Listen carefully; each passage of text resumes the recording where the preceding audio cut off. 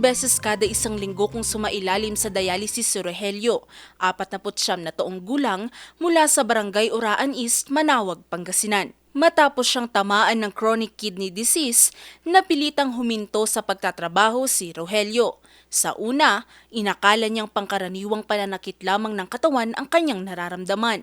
Kasi yung pako namamaga, siyempre hindi ako makalakad. Iinom ako ng gamot ngayon, magtitik ako ng mga gamot. Hanggang sa sumasakit na dito ko. Para maipagpatuloy ang kanyang dialysis, kailangan niyang malagyan ng arteriovenous fistula o AVF, pero nagkakahalaga ito ng libu-libong piso. Kaya malaking ginhawa na para sa kanya nang sagutin ito ng pamahalaang panlalawigan ng Pangasinan sa pakikipagtulungan nila sa Sacred Heart Hospital sa Urdaneta City. Yun ang nilapit sa akin ng nung Nipro ko na kasi hindi kayang covered ng PhilHealth, kaya nilapit din kay Governor Gico. Kaya nakabitan ako ng pistula kasi malaki eh.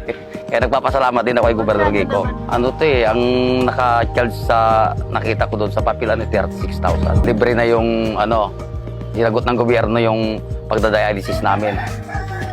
Kasi kung wala yun saan lang makukunin yung 7+, 7.3 ba yun? Libre session. Hindi kakayanin ng katulad namin mga mahihirap yun.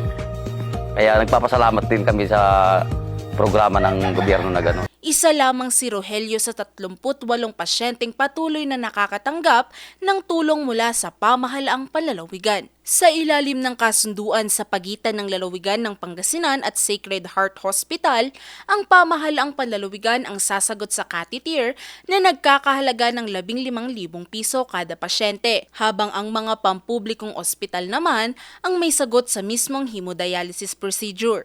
Sa pamamagitan nito, hindi lang pisikal na kaginhawaan ang naibibigay sa mga pasyente, kundi pati ang pag-asang maipagpapatuloy ang kanilang buhay ng may dignidad at walang mabigat na iniisip.